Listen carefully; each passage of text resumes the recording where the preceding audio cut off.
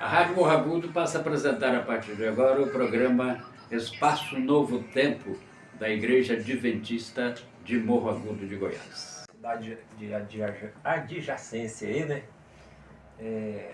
Com imenso prazer que a gente começa esse programa. Que Deus abençoe que a gente pudesse estar aqui para estudar e meditar um pouquinho na Palavra de Deus. Gostaria desde já de lembrar aos nossos irmãos o endereço aqui da nossa igreja Adventista de Sétimo Dia, que fica ali, logo na entrada do Morro Agudo, né? Ali na pracinha matriz, ali ao lado do Supermercado Batista. E você é o nosso convidado especial ali, para poder estar junto com nós, congregando e louvando a Deus. Nós temos cultos ali no sábado, a partir das 9 da manhã, no domingo,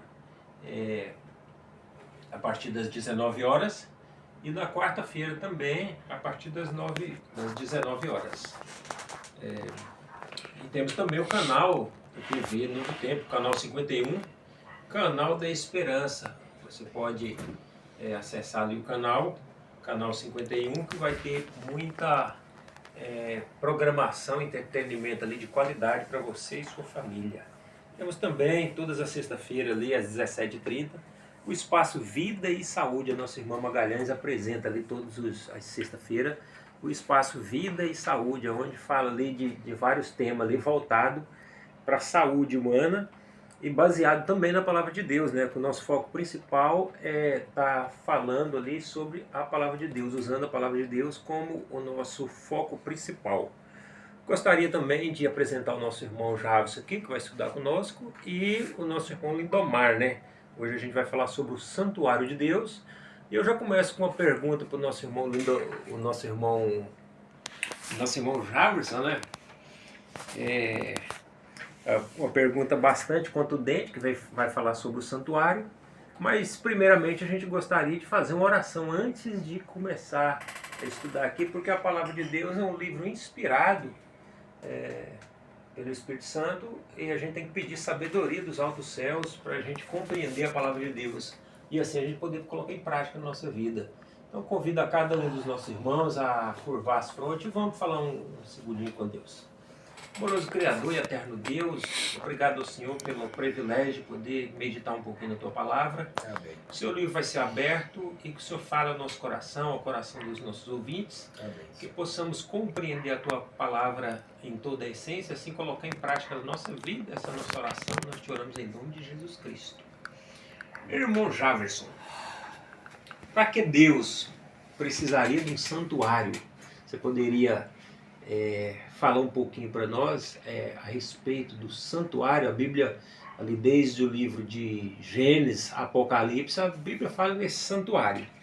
E você poderia falar um pouquinho, já incrementando o primeiro tema, o que João escreveu sobre a visão que teve no céu, já entrando nesse tema do santuário. Boa tarde, irmão José Sardinha. Boa tarde, Lindomar. Boa tarde a todos os nossos ouvintes aqui da Rádio Morro Agudo FM. É um prazer mais uma vez estar aqui para uma temática diferente hoje, né? Falando do santuário. É gostosa, né? é boa de falar. E talvez pouco se fala, né? A respeito disso, né? Muito interessante essa questão do santuário, né? E eu quero convidar você que está em casa, né? Tome sua Bíblia na mão e Jesus no coração. Vamos mais uma vez estudar esse tema juntos, né? Sobre o santuário, né? Para a nossa breve introdução, de forma resumida, a Bíblia fala para nós que Deus ordenou a Moisés que fizesse um santuário para que ele habitasse em nosso meio, né? No meio do povo, né? E nós vamos ver que ele deu ordens lá em Êxodo capítulo 25 a Moisés para que ele construísse esse santuário, né? E Moisés não construiu da cabeça dele, não. Ele não imaginou e aí assim ele fez, né? Mas o céu abriu e então ele teve essa visão, ele viu um santuário no céu, tá? O santuário que foi estabelecido aqui, ele é cópia do santuário celestial. E então Deus usou esse homem para que ele fizesse o santuário E nós vamos ver que o santuário ele tinha um propósito, ele tinha uma finalidade, né? E esse santuário que foi feito aqui na terra era a cópia do celestial que está no céu. E cada móvel, cada item ali representava e apontava para alguém. Quem é esse alguém? É Jesus Cristo, né? Então, a finalidade do santuário é mostrar, né, as consequências do pecado e o que Deus havia feito para resgatar o ser humano, né? Então, aquele ritual todo do santuário ali, ele tinha uma finalidade, apontar para Jesus Cristo, certo? E quando Jesus Cristo veio e morreu, a palavra de Deus fala que o véu do santuário rasgou-se de alto a baixo, né? Então, dando fim a essa cerimônia religiosa que existia aqui. Mas nós sabemos que existe ainda um santuário no céu e Jesus está nesse santuário intercedendo por mim e por você. Jesus, ele subiu aos céus e ele está nesse santuário, né? E de forma resumida, nós vamos entrar em detalhes depois, mas de forma resumida, nós vamos ver que uma vez por ano, dentro do santuário, no 10º dia do 7º mês, o sumo sacerdote entrava em ação. Né? Durante os dias da semana, o sacerdote ele tinha função ali dentro do santuário. Mas os pecados que ali eram colocados no santuário, eles iam sendo acumulados. E no 10º dia do 7º mês, existia o que a Bíblia chama de o dia da expiação, né? E nesse dia, o sumo sacerdote era quem entrava em ação, né? Ele oferecia ali um sacrifício para ele, né? E o outro sacrifício era ali para o santuário, né? E nós vamos ver que hoje Jesus Cristo ele está no céu, ele é o nosso sacerdote, mas ele também hoje é o nosso sumo sacerdote, tá? E isso eu estou falando de forma resumida para a gente entender melhor, né? Qual era a finalidade do santuário terrestre, que existiu, deixou de existir, mas existe um santuário no céu, né? No qual o terrestre é cópia do que está no céu, né? O senhor me fez uma pergunta, o que João escreveu sobre a visão que teve do céu, né? Então, quando a gente vai para Apocalipse capítulo 11, verso 19, você que está em casa, abra sua Bíblia, acompanhe conosco. Apocalipse capítulo 11 e o verso 19 diz assim, João relata, então abriu-se então o santuário de Deus que se acha onde? No céu. E foi vista o que nele, dentro do santuário? A arca da aliança, né? No seu santuário. E sobrevieram relâmpagos, vozes, trovões, terremoto e grande saraivada. Então o que João escreveu sobre a visão que ele teve do céu? O que ele viu no céu? Um santuário, o santuário celeste. Então possa-se dizer que o santuário não seria uma ideia de Moisés, assim, não, se não. dizer. Moisés ele colocou em prática aquilo que Deus ordenou para ele, né? Mas nós vamos ver que duas pessoas aí também foram usadas pelo Espírito Santo, né? Para construir, usaram dos seus talentos para construir todos os móveis do santuário, né? O povo de Israel doou ali todo o material, ouro, prata, madeira, e era madeira de acácia, era pano de linhos finos, então era tudo coisa de primeira, né? Era tudo feito assim dentro das ordens, das medidas, né? Então, Moisés, quando ele viu esse santuário no céu, ele construiu conforme o modelo que ele havia visto no céu. Então ele não pode-se construiu. dizer que Deus é o arquiteto, o engenheiro Deus é da o construção. arquiteto. E ele falou, olha, faça um santuário para que eu habite no meio de vocês. Jesus queria habitar no meio do seu povo. Desculpa, Deus queria habitar no meio do seu povo, né? E então esse santuário, ele apontava para Jesus Cristo. Aquele sacrifício do cordeirinho, que a gente já falou outras vezes aqui a respeito do santuário, aquele cordeirinho que morria todos os dias, um cedo e um à tarde, dentro do santuário, que apontava ali para a morte de Jesus Cristo, o sangue que era colhido ali, né, do sacrifício, né? Ele era aspergido dentro do lugar santo, né? E ali não só o cordeiro, mas havia também outros animais que eram oferecidos, mas na grande maioria era o cordeiro, né? Então o sumo sacerdote, ele imolava, ele sacrificava esse cordeiro era levado, o sangue era aspergido dentro do santuário, para que as pessoas entendam, dentro do santuário havia o pátio, e dentro do pátio havia uma tenda que tinha um lugar santo e um lugar santíssimo. Tá? Então o lugar santo tinha ali os seus móveis, o pátio, vamos começar do pátio, né? O pátio tinha os seus móveis, e tinha o altar de holocausto, sacrifício, e quando a gente entra para dentro do lugar santo ali, a gente tinha o candelabro, a mesa com os pães da proposição, a pia, né? E ali também tinha o incenso, que a Bíblia fala aqui em Apocalipse que era a oração dos santos, né? E tinha o véu que separava o lugar santo do santíssimo. Dentro do lugar santíssimo só entrava o sumo sacerdote uma vez por ano, que era no dia da expiação, que era o 10º dia do 7º mês, né? Era o que chamam de Yom Kippur, né? Então, nesse dia, era o dia da expiação, era o dia que todo mundo ficava assim, né? Já assim com o coração, né, mais aflito. Por quê? Porque era o dia que os pecados que eram depositados ali no santuário eram perdoados, né? Era feita uma limpeza, uma purificação, né?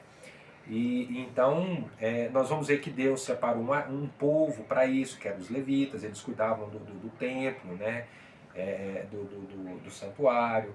Então, assim, tudo foi direcionado por Deus. Moisés só apenas executou. Mas a gente vê que até a vinda de Cristo, e quando ele morre na cruz, a gente vê o papel do santuário terrestre, né, ali, e aí ele finda, ele perde o seu valor, né? Aquele rito cerimonial, ele se finda com a morte de Cristo, né? Quando Cristo morre na cruz. Ali o cordeirinho que era sacrificado pela manhã, ele foi sacrificado, mas o cordeirinho da tarde ele fugiu, porque quem morreu na verdade foi Cristo Jesus na cruz do Calvário na tarde, né? Então, assim, aqueles cordeirinhos que eram sacrificados ali, eles apontavam para Jesus Cristo, né? As pessoas que ofereciam o seu sacrifício ali, eles acreditavam e faziam aquilo com fé no Messias que viria, que um dia carregaria sobre si os pecados da humanidade. Não só os seus pecados, mas o pecado da humanidade, né? Então é um assunto muito amplo. Mas aquele santuário ali, ele assim, então ele apontava para os feitos que Cristo ele ia apontava fazer. para Jesus Cristo. E uma outra pergunta, irmão, que me veio à mente aqui agora, é porque é um tema contundente, né? Uhum. Ele é bem abrangente. Pouco se fala, né? Pouco se fala. Talvez nem se fala, né? Porque hoje não se tem grande importância, porque a gente não vê praticamente as religiões ensinando sobre o santuário. O que acontece? Não tem grande importância hoje? Ou é porque não tem conhecimento, não tem busca? Você poderia falar um pouco para nós? Eu acredito que o que falta é busca, porque quando a gente compreende o papel do santuário, fica fácil a gente entender o plano de Deus para resgatar o ser humano. Quando a gente tira o santuário aqui da base, do fundamento aqui, né, das doutrinas, vamos dizer assim, a gente perde um pilar, a gente perde uma base e não compreende de fato o que a Bíblia tem a se dizer num todo aqui, né? Mas o estudo, a questão do santuário é muito interessante, porque através do estudo dessa temática a gente compreende melhor o plano da salvação, né? O que Deus está fazendo para resgatar o ser humano, né? Qual é a função de Cristo, o que ele veio fazer aqui nessa terra, qual era o papel didático que o santuário tinha, né? Que era mostrar de forma didática as consequências do pecado para o povo ali, né? Então quando a gente analisa melhor, a gente compreende melhor aqui o plano que Deus estabeleceu para salvar o ser humano. Então eu acho que estudar a respeito do santuário, a gente deve buscar esse conhecimento bíblico, porque é bíblico, ele está na Bíblia, né? A gente entende melhor. Por isso que eu citei aquele verso que fala que quando Jesus morreu na cruz, o véu do santuário se rasgou de alto a baixo, ou seja, a única lei que se findou ali, lei que nós chamamos lei cerimonial, foi com a morte de Cristo, que é a lei do santuário, né? Que já não mais precisaria de um santuário terrestre, porque Jesus Cristo subiu aos céus como sacerdote e depois de um tempo se tornou o sumo sacerdote, né? Então a gente entende que o papel de Cristo ele não se findou apenas, não se limitou, apenas na sua morte e ressurreição. Hoje ele está no santuário celestial intercedendo por mim e por você. E o que isso quer dizer, irmão? Quer dizer que a porta da graça está aberta. Há oportunidade de salvação. E para complementar um pouco mais, a Bíblia ainda fala que quando Jesus Cristo deixar o santuário celestial, haverá uma parada simultânea. Jesus deixará de ser o nosso intercessor dentro do santuário celestial, porque ele expia os nossos pecados. E, né, hoje nós estamos vivendo, nós já falamos disso, nós estamos vivendo o período do juízo investigativo, né, de acordo com a Bíblia. Isso se findou depois das profecias de 2.300 tardes e manhãs, que está lá no livro de Daniel. Acho que esse aqui tá baixo. E quando a gente entende isso, nós sabemos que o papel de Cristo ali no santuário celestial, ele vai ter fim. Quando ainda nós não sabemos, mas ele vai ter fim. E quando Jesus dizer está feito, está consumado, ele vai sair do santuário e ele vai vir aqui na terra buscar os seus escolhidos, os seus eleitos, né? E também haverá uma parada também, o Espírito Santo deixará de atuar aqui nessa terra, né? Por isso que lá no livro de Gênesis, se eu não me engano, no capítulo 6, Deus falou assim: o meu Espírito não atuará para sempre no coração do homem. Então é necessário a gente entender que Jesus está no santuário celestial intercedendo por mim e por você, e o Espírito Santo está trabalhando aqui nessa terra. Mas quando ele deixar o santuário celestial, a porta da graça irá se fechar e não haverá mais oportunidade de salvação. Muito bem colocado aqui pelo nosso irmão Javson, né? Aqui foi feita uma ilustração do santuário por completo, né? E a gente pode ver a riqueza de detalhes que tinha esse santuário, né? Vou fazer uma pergunta aqui para o nosso irmão Lindomar. Qual foi a ordem dada por Deus ao povo de Israel quanto à construção do santuário terrestre? Deus ali deu uma ordem ali para o povo de Israel, né? Que instrução foi essa, irmão Lindomar? E me fará um santuário para que eu possa habitar no meio deles, segundo tudo que eu tenho mostrado, para o modelo do tabernáculo e para o modelo de todos os seus móveis. Assim me farei. Então, esse santuário foi feito conforme o modelo do que já tinha existentes, né? O santuário celestial. Assim, ele foi uma cópia. E Deus foi para habitar no meio do povo, ele queria um lugar que ele podia estar ali junto, ali presente ali com o seu povo. E Deus não só limitou a falar do espaço, da nuvem, mas ele queria ter um lugar ali para ele reservado, foi que fez o santuário ali. E o santuário é importante, tinha o sacerdote, tinha o sumo sacerdote também, né? Tinha um sacerdote e o sumo sacerdote. E tinha esses rituais aí dos animais, do cordeirinho, que era oferecido em sacrifício, né? E apresentava para Cristo. Jesus era o Cordeiro de Deus que vinha para resgatar e limpar a nossa vida do pecado. E sem sangue não há remissão de pecado. E precisava ser derramado um sangue de cordeiro, mas o cordeiro principal era o Jesus Cristo, próprio Jesus, Filho de Deus. E esse santuário também era para impressionar os israelitas também, o tanto que o pecado é ofensivo e o pecado é grave diante de Deus, né? Deus ama o pecador, mas ele odeia o pecado. Então Deus vem atuar no meio do seu povo para revelar a mensagem de amor para o mundo, mostrando que Jesus vinha para nos resgatar desse mundo terrível, né? Bom, embora Deus não se limite a um edifício humano, né? A construção de um santuário proporcionava um centro visível para o verdadeiro culto, servindo como manifestação da presença divina, como demonstração do plano da salvação e o antídoto contra a adoração pagã. E na ocasião Deus mostrou a Moisés um modelo do verdadeiro tabernáculo, Romanos 8:2, existente no céu. Desta forma, o santuário terrestre era uma cópia adaptada da realidade celestial, que deveria representar os diversos aspectos do ministério de Cristo em favor da humanidade perdida. Olha só que interessante, né? O irmão falou que Deus não se limita a um espaço físico, né? Ali como era a questão do tabernáculo, quando ele disse, eu faço um tabernáculo para que eu habite no meio de vocês. Deus não se limita, Deus é onipotente, onisciente, onipresente, né? Então ele está em todos os lugares ao mesmo tempo, né? Mas qual era a finalidade? Para que Deus habitasse no meio do povo, mas com o intuito de que o povo fosse também até ele, adorar ele ali, né? E como o irmão também colocou, a questão do pecado, né? Para que Deus mostrasse para eles a consequência do pecado, né? Como é devastador o pecado, como é mortal, vamos dizer assim, o pecado, né?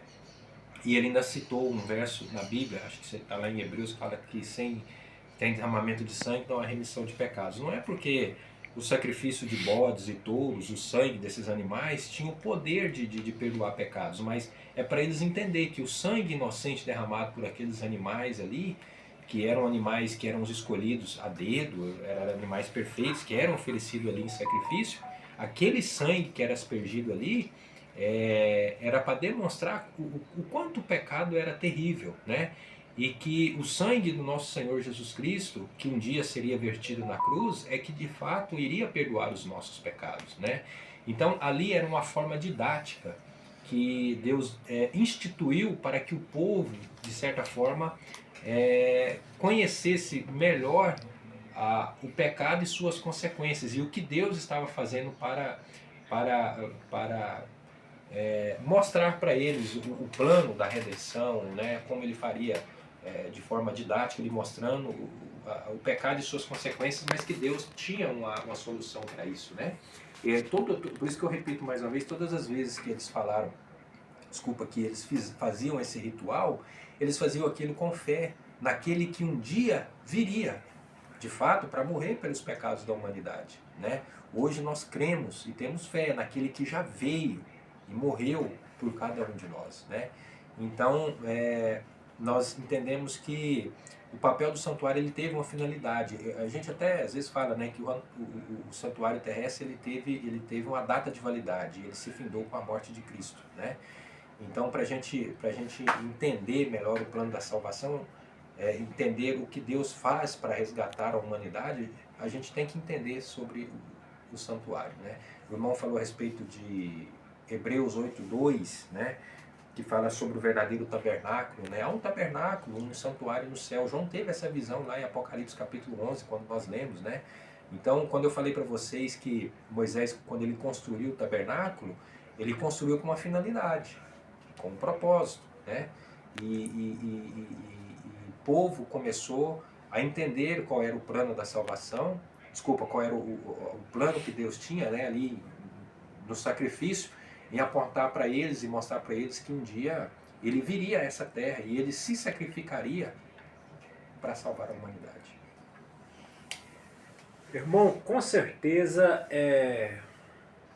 para construir um santuário dessa dimensão, porque não era um santuário pequeno, e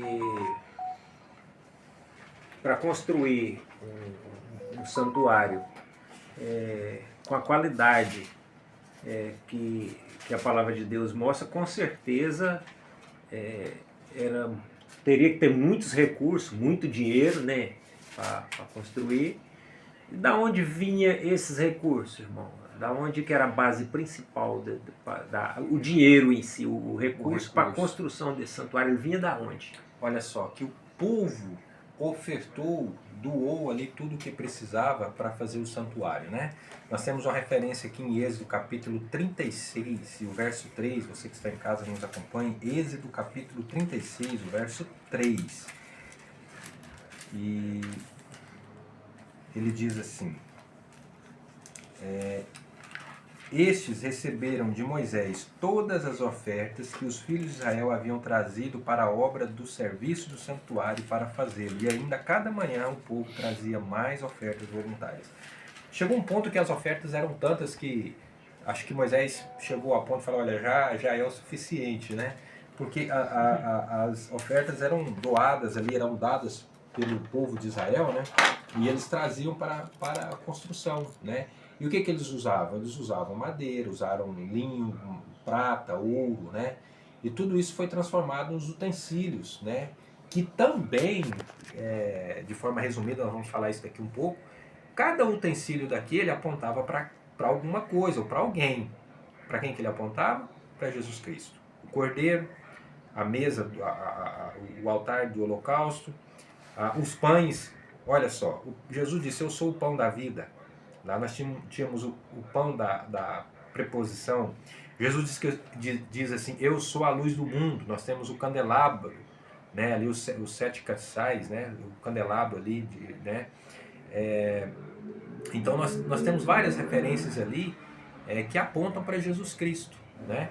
Então assim, tudo ali que foi doado pelo povo. O próprio povo de Israel doou ali, ofertou ali tudo que era necessário para a construção, né? Então não faltou recurso. Não faltou recurso. Não faltou recurso.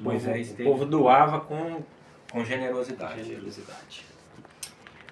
Muito bom. É saber disso, saber que Deus cuida e está cuidando do seu povo diariamente, né? Irmão, se o senhor me permite, no verso 6 ele disse assim, ó: então Moisés ordenou e a ordem foi proclamada no arraial, dizendo: nenhum homem ou mulher faça mais obra alguma para a oferta do santuário. Assim o povo foi proibido de trazer mais. Ou seja, lembra que eu falei que o povo trazia, e chegou um ponto que Moisés falou: olha, já basta, é o suficiente, não precisa de mais. Mas mesmo assim o povo, né, tinha prazer em doar aquilo, né? O que ele tinha de melhor para a construção do santuário. Então a palavra de Deus fala que chegou um certo tempo que Moisés falou: não, pode parar de trazer, chega, porque não já é o suficiente. Não dá para guardar mais. Né? Muito bom, muito bem colocado. A gente vai estudando e a mente vai abrindo, né? Com tanto recurso disponível ali, vocês poderiam falar ali, o irmão Lindomar poderia falar um pouquinho dos móveis que existiam ali no santuário. Existiam alguns móveis ali, a gente poderia falar um pouquinho sobre esses móveis. Quais os móveis seriam esses?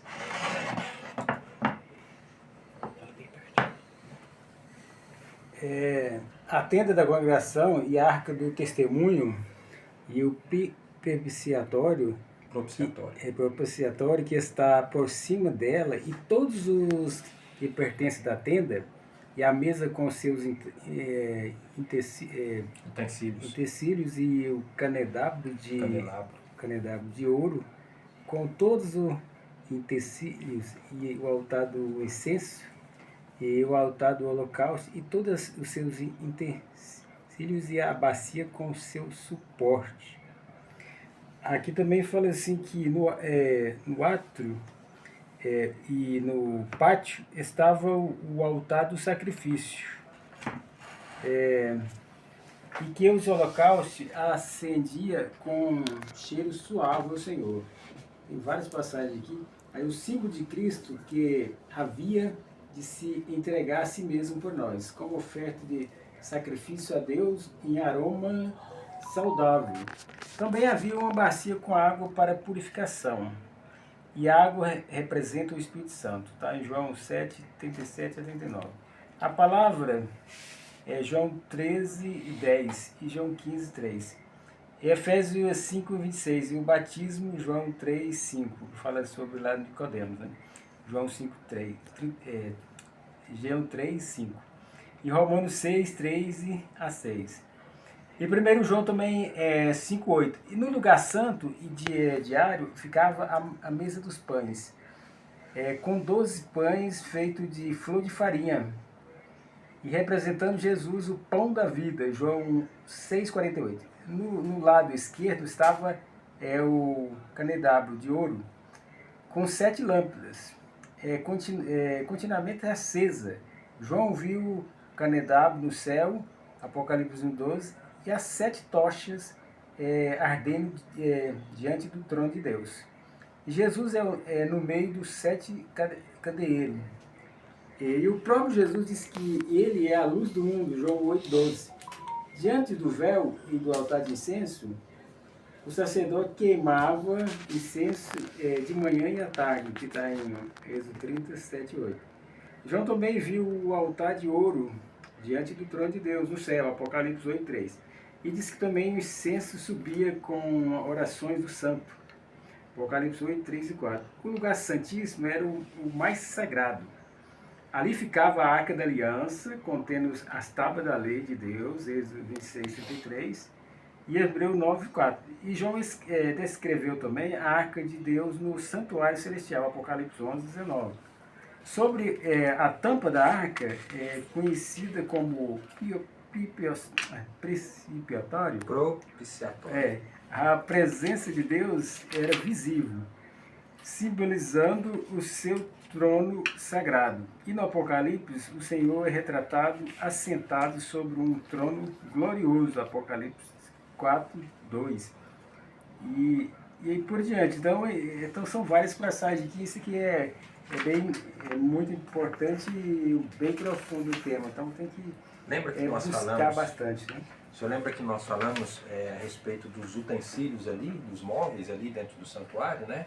O irmão falou que a água é o Espírito Santo. Temos aqui o pão feito de flor da farinha, quer dizer que era o pão sem fermento, tá? Porque o fermento na Bíblia tem conotação de pecado. Então o pão ele era um pão sem fermento, é um pão feito da flor de farinha. O irmão falou também a respeito da palavra, né? João 10, João 13, 10, João 15, 3, né? Efésios 5, 26, né? Ali ele está falando do que tinha dentro do lugar santo, e depois do véu havia o lugar santíssimo, né? Onde havia a Arca da Aliança contendo o maná, o bordão de Arão, as duas tábuas do testemunho, que são as tábuas dos 10 mandamentos, né? E por cima havia ali os querubins, né? Que era também chamado propiciatório, né? E eu vou voltar um pouquinho ali quando no 10º dia do 7º mês, onde havia o dia da expiação, Deus se manifestava no lugar santíssimo, através da Shekinah, aquele lugar se enchia de fumaça, né? E ali simbolizava que Deus naquele momento estava presente no meio do povo. Olha só que interessante. Para explicar um pouquinho mais sobre a questão do dia da expiação, eram oferecidos 2 sacrifícios ali. Um era um bode e um cordeiro, né?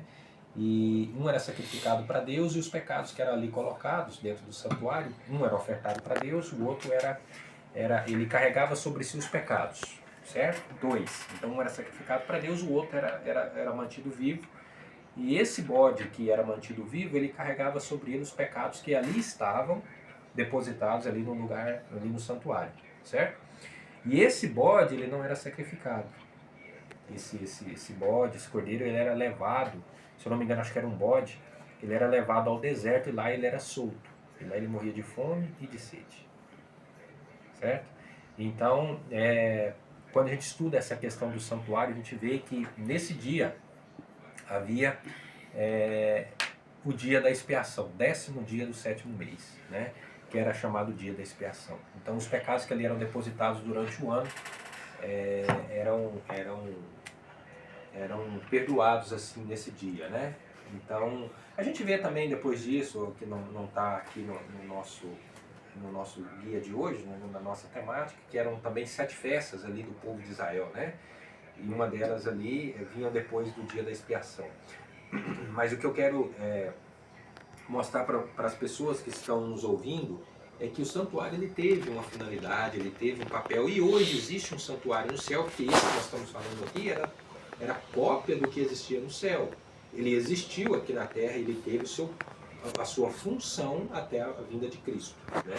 Depois que Cristo morreu, ele foi aos céus, ele tornou-se sacerdote, e depois de um tempo ele acumulou mais uma função de sumo sacerdote, né?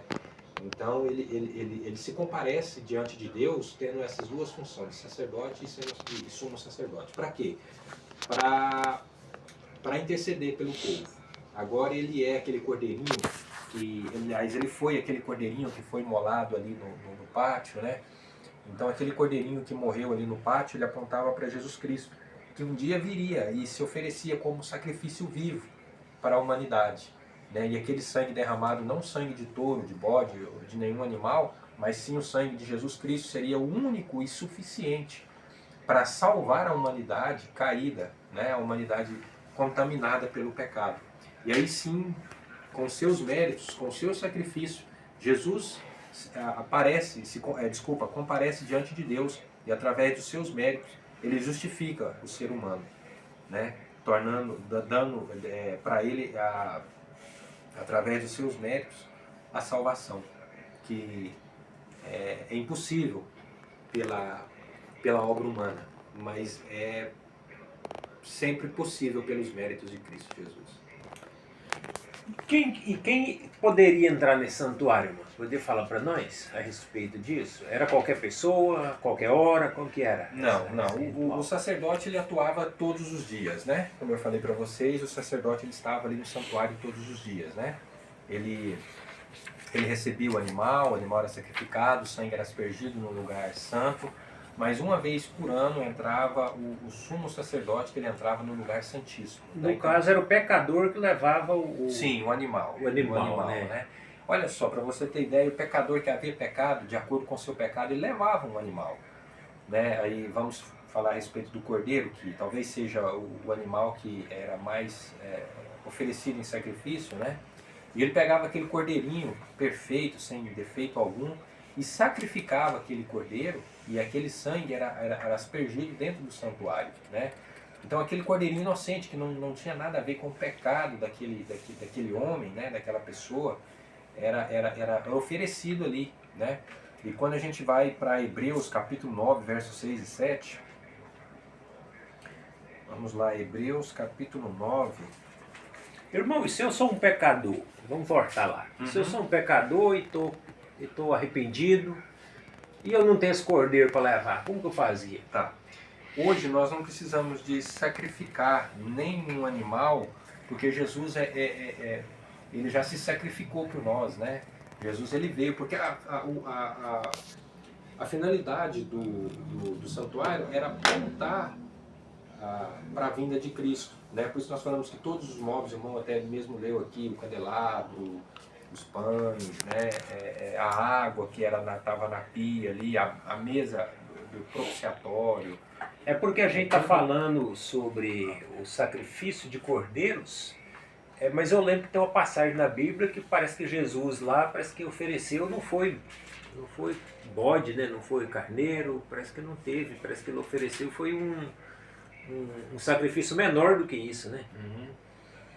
Mas de acordo com cada pecado se oferecia um animal. Então, dependendo do pecado que você havia cometido, você levava um animal para ser sacrificado ali, né? Eu citei aqui a questão do cordeiro porque talvez seria o mais comum entre eles, né? Mas se hoje eu sacrifico um animal e faço esse ritual, essa cerimônia, eu estou duvidando do que Cristo fez por mim na cruz. Porque hoje isso não é mais válido, não é mais necessário, né? Porque a morte de Jesus Cristo hoje para nós é única e suficiente para nos salvar. Nós não precisamos disso, até porque quando eles faziam isso com fé naquele que viria um dia e se sacrificaria pela humanidade, por eles, né? Jesus veio para morrer por aqueles que vieram antes dele e depois dele. Ele veio para aqueles que até virão até depois de nós, né? Então a gente entende que o sacrifício dele ele foi único e suficiente para isso, né? Hoje a gente não precisa disso mais. Vamos lá, Hebreus, deixa eu ler aqui, Hebreus. Gostaria de lembrar os nossos irmãos, nossos ouvintes, que é com a Bíblia na mão, né? Vamos lá, Hebreus capítulo 9, versos 6 e 7. Paulo diz assim, Hebreus capítulo 9, versos 6 e 7. Ora, depois de tudo isto, assim preparado continuamente, entram no primeiro tabernáculo os sacerdotes para realizar os serviços sagrados. Mas o segundo, o sumo sacerdote, ele sozinho, uma vez por ano, não sem sangue, que oferece por si e pelos pecados da ignorância do povo. Então, como eu falei para vocês, todos os dias o sacerdote ele entrava em ação, mas uma vez por ano o sumo sacerdote ele entrava em ação, né? Os sacerdotes tinham acesso ao lugar santo todos os dias, está lá em Êxodo capítulo 27, capítulo 30, né? E Hebreus capítulo 9, como a gente leu, verso 6. Porém, uma vez por ano, no ritual do dia da expiação, somente o sumo sacerdote podia entrar no lugar santíssimo. Então só o sumo sacerdote oficiava essa cerimônia nesse dia, né? Então nós lemos aqui, nós sabemos que Arão, ele era o sumo sacerdote, né? E ele oferecia um sacrifício para ele e um sacrifício era oferecido para Deus ali dentro dos rituais da cerimônia ali do dia da expiação. Nós ainda tem muitas perguntas aqui, eu tenho que fazer um ping-pong aqui para nós conseguir chegar ao final, né? Irmão Lidomar, o que os sacerdotes faziam diariamente no pátio? Você poderia falar para nós? O microfone é mão. Isso é o que oferecia sobre o altar. 2 cordeiros de 1 ano, cada dia, continuamente. Um cordeiro oferecerá pela manhã e outro ao pôr do sol. Com um cordeiro, a 10ª parte de uma efa de farinha de flor, amassada com a 4ª parte de um hino de azeite batido, para libação, e a 4ª parte de um hino de vinho. E outro cordeiro oferecia ao pôr do sol, como oferta de manjares, e a libação, como de manhã, e de aroma agradável, oferta queimada ao Senhor. Aqui também fala assim, o sacrifício diário ou contínuo era realizado diariamente no pátio do santuário, significando a constante disposição de Cristo em perdoar os pecados. Esta era uma provisão para aqueles que transgrediam os mandamentos e aceitavam pela fé os méritos do futuro sacrifício do Cordeiro que foi morto, desde a fundação do mundo, Apocalipse 13, 8.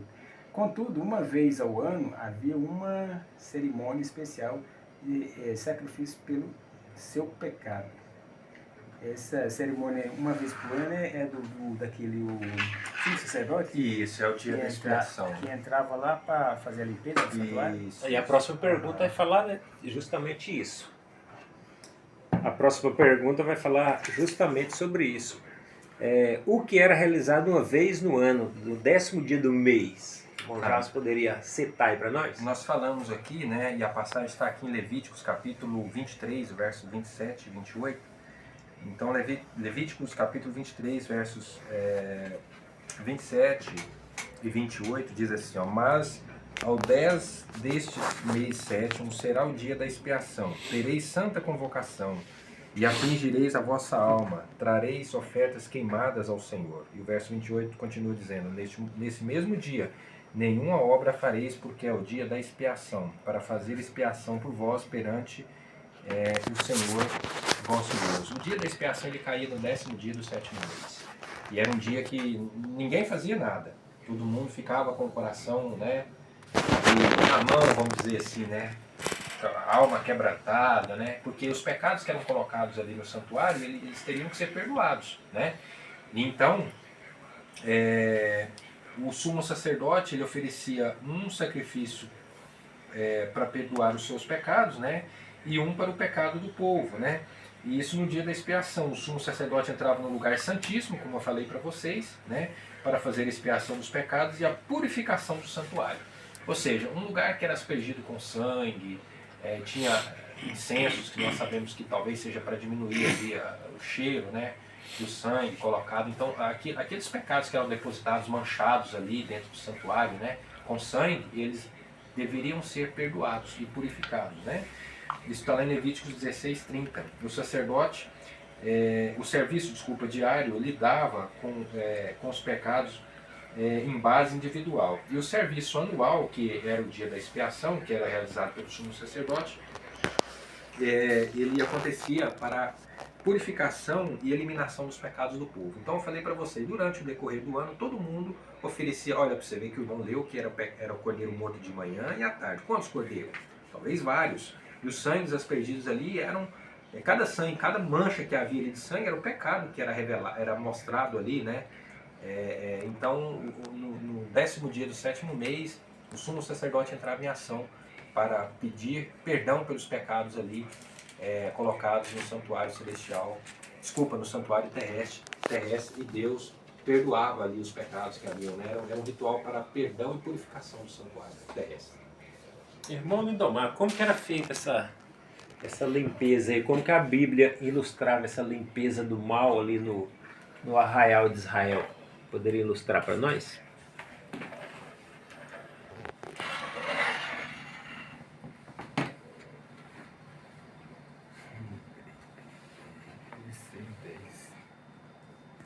Mas o bode, sobre o qual caía sorte para o bode emissário, será apresentado vivo perante o Senhor para fazer expiação por meio dele e enviá-lo ao deserto como bode emissário.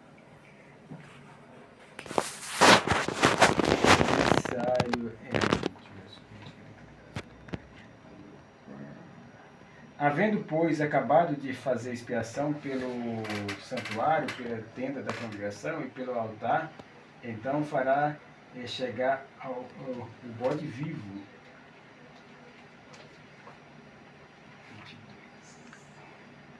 Assim aquele bode levará sobre si toda a iniquidade dele para terra solitária, e o homem soltará o bode no deserto. Esse bode emissário aqui é um bode que representa o inimigo. Uhum. Aí os pecados eram transferidos para ele, Simbolicamente. E aí o homem levava para o deserto e deixava ele lá, e ele morria lá. E voltava e tinha que lavar as suas vestes para entrar no acampamento. E essa é a apresentação de que quando o inimigo vai ficar 1000 anos sem... No milênio, né? no milênio por ninguém para tentar. Então esse bode era deixado lá, que ele morria lá e ele não conseguia voltar mais para o acampamento do Israel. Aqui, o senhor falou que esse bode emissário era conhecido como bode Azazel, né? Eu falei que era um carneiro, era um bode, né? E esse bode, ele não morria, ele não era sacrificado, ele era levado vivo para o deserto, simbolicamente, assim como o pecador sacrificava o cordeirinho, simbolicamente, ele transferia simbolicamente os seus pecados para o cordeiro, e o cordeiro morria e o sangue era aspergido dentro do santuário. Simbolicamente, esse bode, chamado de bode Azazel, o bode emissário, ele era solto, levado e solto no deserto para morrer de fome e de sede. Tá? Esse bode seria o inimigo, Satanás, né? Que, como o irmão falou, lá no livro de Apocalipse, quando fala do milênio, né? Quando ele não terá ninguém para ele tentar, né? Então, nesse bode ele morria de fome e de sede. Né? Então, esse era o bode emissário, que levava sobre ele ali os pecados que estavam ali, né? Simbolicamente do santuário. Então, fecha um pacote aí para nós e tenta mostrar aí o que todo aquele cerimonial ali representava ali dentro do santuário. Olha, Hebreus capítulo 8, vamos voltar lá em Hebreus. Vai falar sobre sangue de animais, né, que nós até falamos aqui. Olha, Hebreus capítulo 8, versos 4 e 5 diz assim, ó, ora, se ele estivesse na terra, se ele estivesse na terra, nem mesmo o sacerdote seria visto existirem aqueles que oferecem os dons segundo a lei, os quais ministram em figura e sombra daqueles dos quais, em sombra das coisas celestes, assim como foi Moisés divinamente instruído quando estava para construir o tabernáculo, pois diz ele, vê que faça todas as coisas de acordo com o modelo que foi te mostrado no monte. E agora aqui o verso 4 e 5, né? Isso, 4 e 5. Então, o que isso quer dizer?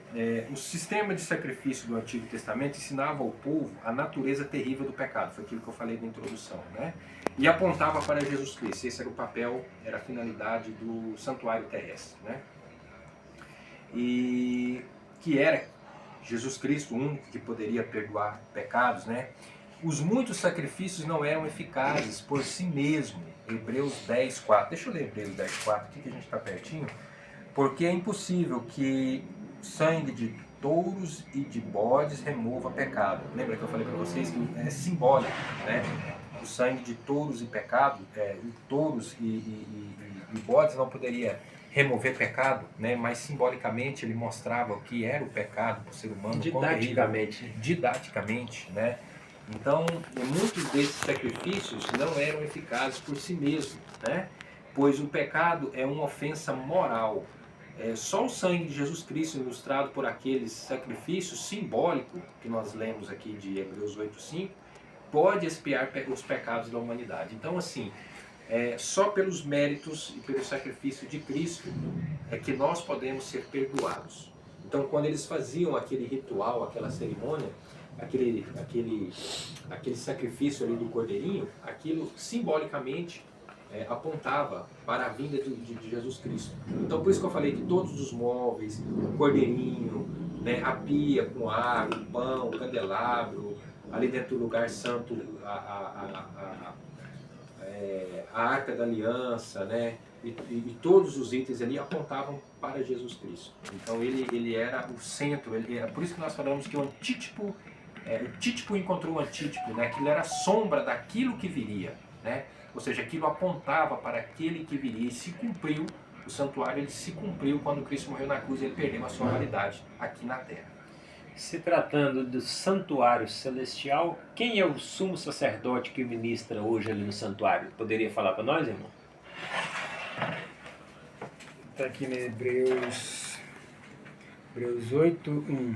Ora, essencial das coisas que temos dito que possuímos tal sumo sacerdote, que se assentou à destra do trono da majestade do céu, como ministro do santuário e do verdadeiro tabernáculo que o Senhor erigiu e não o homem.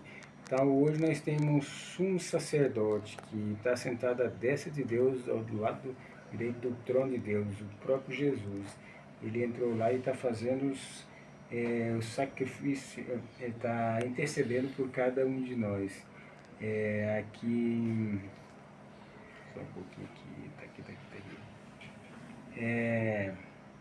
Jesus é o mediador e o único e suficiente entre Deus e o ser humano, Timóteo 2:5, e Atos 4:11 e 12. O mediador intercede entre duas partes. Assim, por intermédio de Cristo, Deus pode se reconciliar conosco, segundo Coríntios 5:18.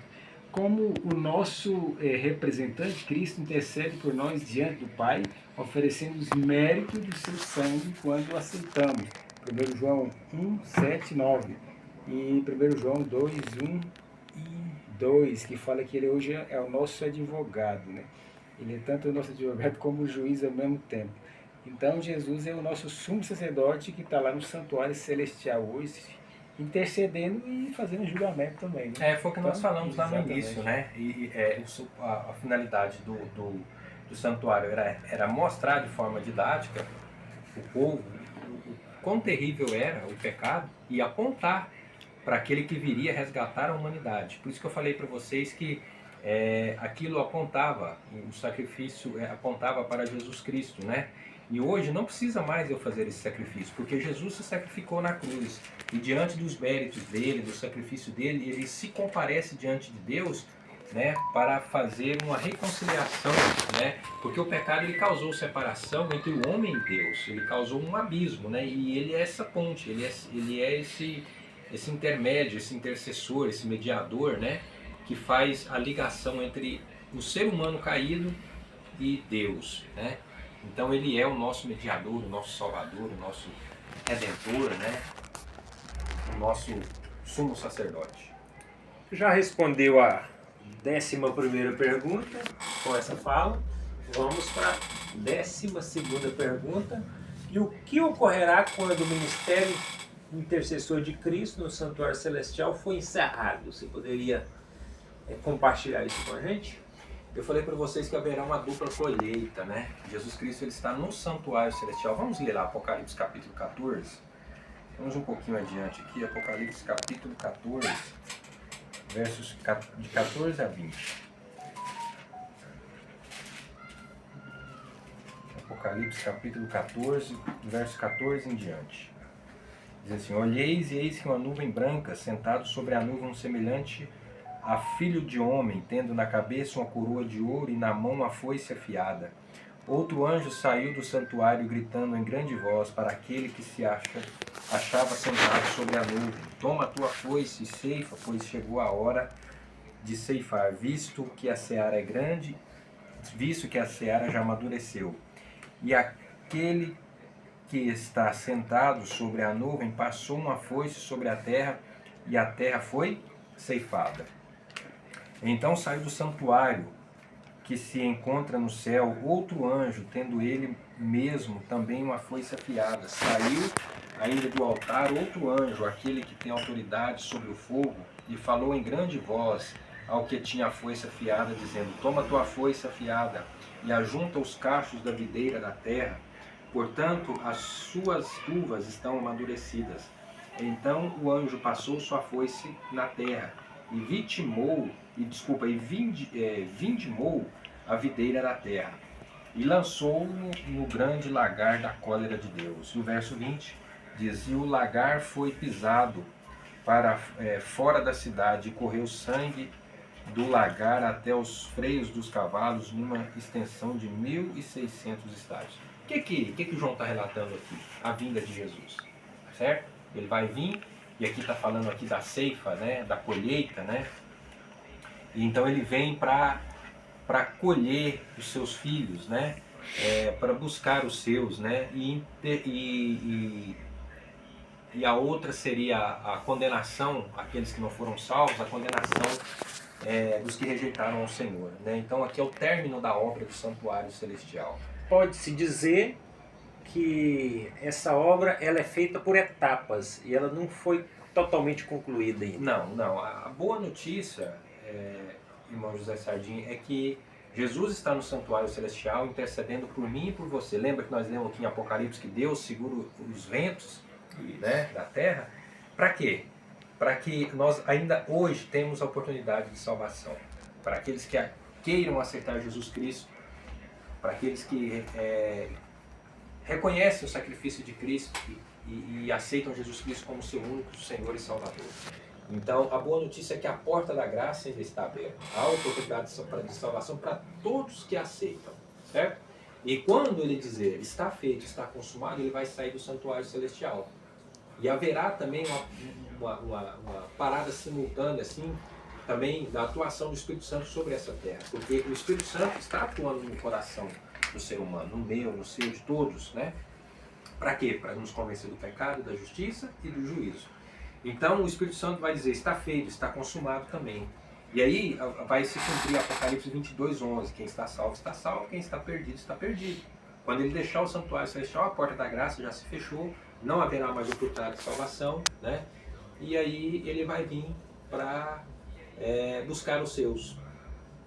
Então a boa notícia é que Jesus ainda está no santuário celestial, ele é o nosso sumo sacerdote e ele ministra em favor meu e seu, ele é o nosso advogado, como diz o irmão Lindomar, mas também será também o nosso juiz, né? Mas a boa notícia é que ele intercede por mim e por você, através do sacrifício, dos méritos dele, nós podemos comparecer justificados diante de Deus, nós podemos nos preparar para a vinda dele, e até que ele volte, nós devemos viver em conformidade ao que ele nos ensina, né? Amém. Então Jesus Cristo, ele morreu na cruz, ele cessou o trabalho do santuário terrestre, mas o santuário celestial continua, né? E ele está ministrando em meu e em seu favor, em favor daqueles que o aceitam como Senhor e Salvador. Por isso que eu falei para vocês que a porta da graça ainda está aberta. Amém. Este foi o nosso estudo sobre o santuário de Deus, o santuário que existe lá no céu, que existiu aqui na terra e que apontava para Cristo, né? Gostaria de agradecer aos nossos ouvintes, aos nossos irmãos, e lembrar que nossa igreja fica ali logo na entrada de Morro Agudo, ao lado do Supermercado Batista, e temos culto todos os sábados a partir das 9 da manhã, os domingos às 19 horas e a quarta-feira às 19 horas. E você é o nosso convidado especial. Venha você e traga a sua família para receber as bênçãos. Temos também a TV Novo Tempo, canal 51, canal da Esperança, você pode sintonizar ali, que tem conteúdo de qualidade para você e sua família. E aqui na rádio 104,9 a gente tem todos os sábados o Espaço Novo Tempo às 14 horas. E temos também o Espaço Vida e Saúde, todas as sextas, às 17h30. Gostaria de agradecer também ao nosso prefeito, Denis, que ele proporcionou que a gente tivesse esse espaço aqui e a gente agradece muito a ele, né? É um espaço onde a gente pode falar das verdades bíblicas, do amor de Deus, da misericórdia, do perdão que ele tem para todos nós. Agradecer também ao irmão Javes, que está aqui conosco para estudar a palavra, ao irmão Lidomar, ao irmão Irineu, que está sempre disponível aqui. Que Deus continue abençoando a vida de cada um e peço aos nossos irmãos para que encerre com oração. Então vamos orar. Santo Deus e amado Pai, muito obrigado, Senhor, porque a Tua palavra tem falado ao nosso coração, Senhor. Amém. Nós queremos compreender qual é a Tua verdade, queremos vivê-la de forma plena e que o Senhor nos ajude, ó Pai, na nossa caminhada cristã. Que o Senhor perdoe os nossos pecados diante de Ti, que o Senhor continue conosco, abençoe a nossa vida, abençoe também a vida dos nossos ouvintes, aqueles que estão nos acompanhando. Que a boa mão do Senhor seja sobre cada um de nós, Senhor. Perdoe os nossos pecados, nos conduza nesse final de tarde. É o que te pedimos, ó Pai querido, e te agradecemos por nome e amor de Jesus. Amém. Amém, Senhor.